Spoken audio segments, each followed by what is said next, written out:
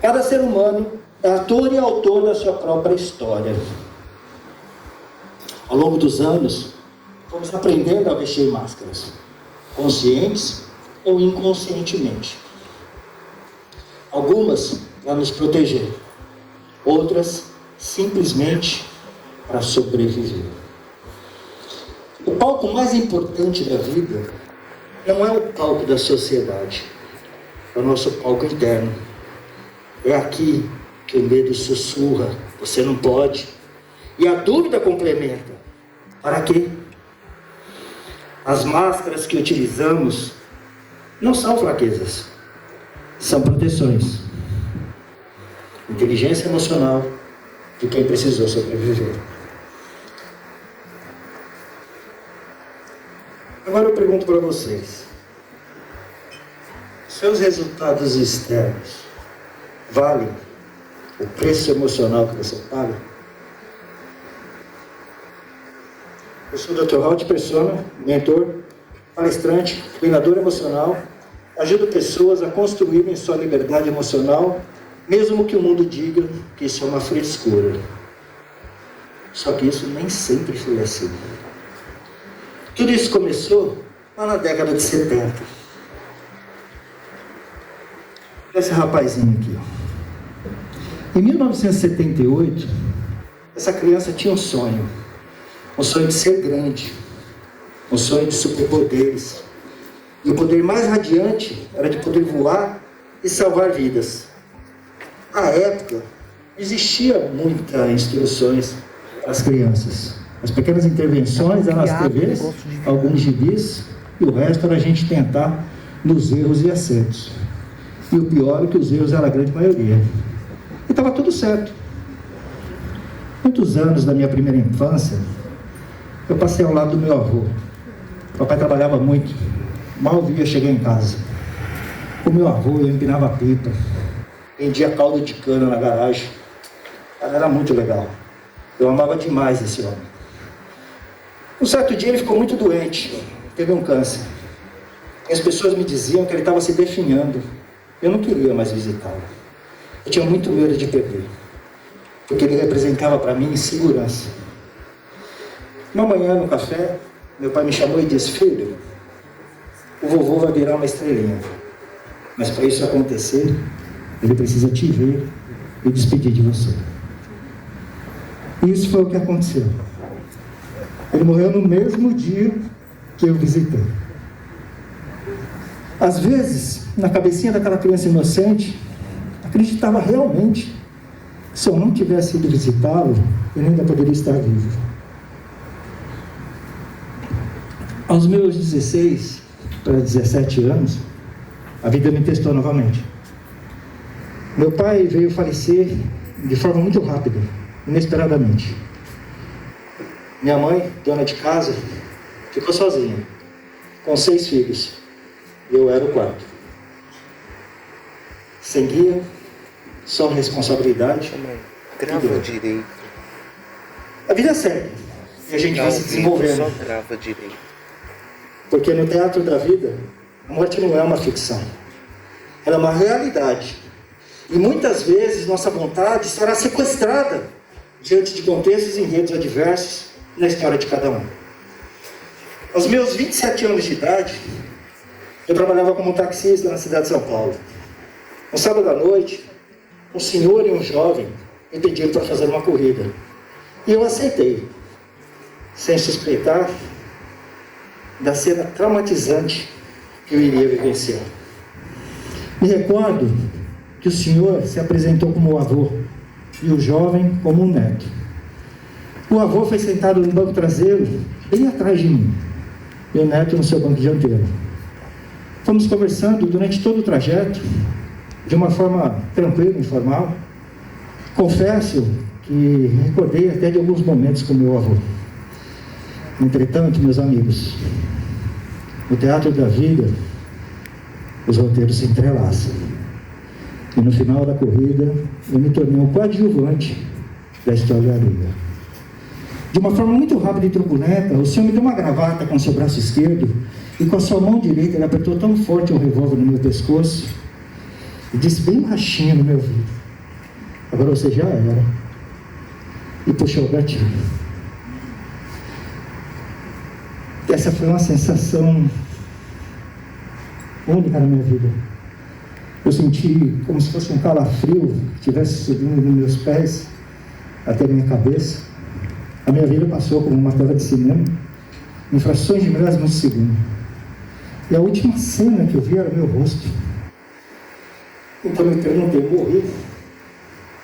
Sabe quando você está vivenciando uma cena de um filme de terror, em que nada que está acontecendo ao seu redor importa, a única coisa importante naquele momento para você é você está totalmente naquele estado de flow? Foi quando eu percebi que o clique do revólver foi o disparo que falhou. Nesse momento, a confusão dentro do carro foi intensa entre os dois.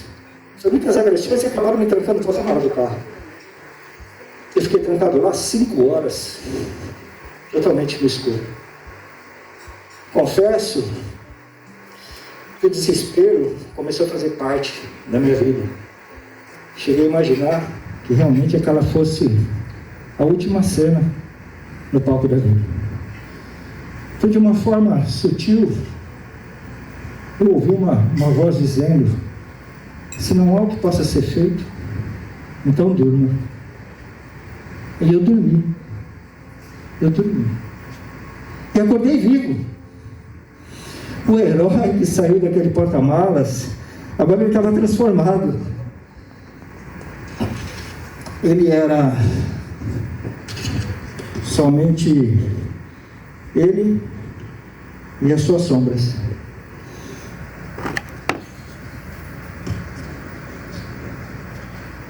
Não contei nada a ninguém. Guardei o trauma por muito tempo.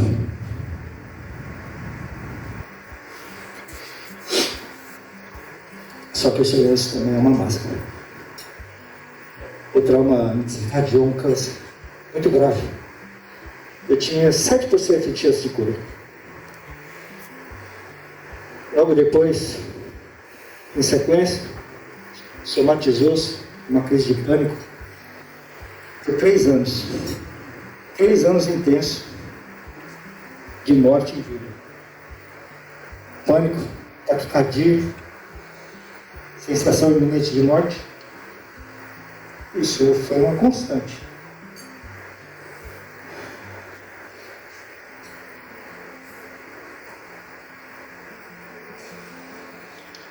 Eu fui provado não por uma crise de mercado, mas por uma crise de vida. 5 horas naquele porta-mala escreveram o meu cérebro. A minha confiança no ser humano era praticamente zero. Eu não confiava mais em ninguém. Minha vida reservada somente às pequenas coisas externas, mínimas, e à minha família.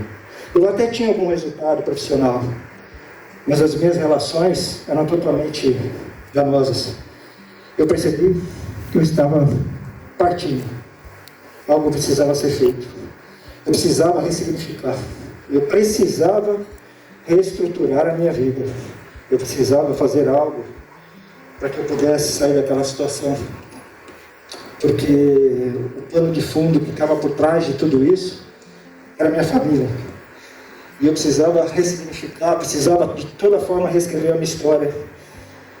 E foi dentro dessas metodologias de desenvolvimento pessoal que, em meio ao caos, eu encontrei a luz, que é o que eu chamo de o código Raut.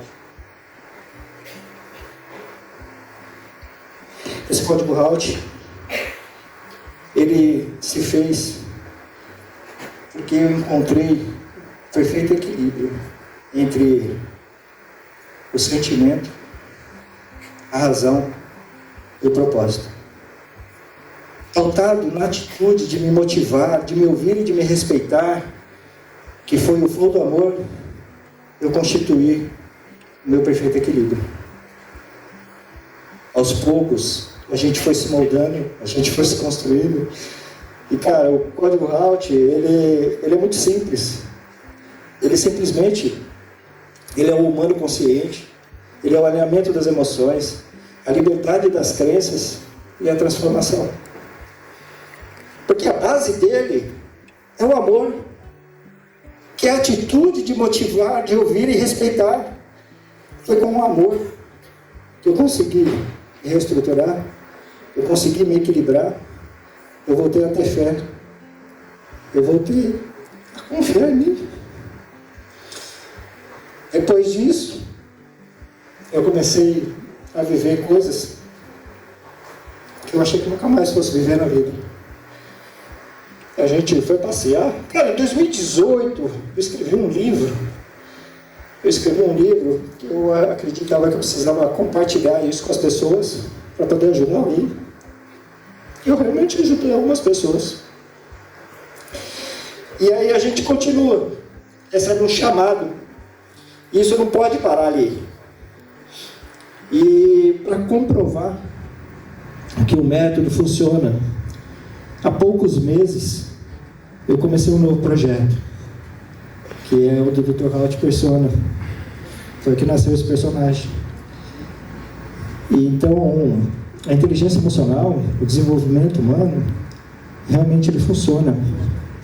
E o método do Código Halt, eu sou a prova viva.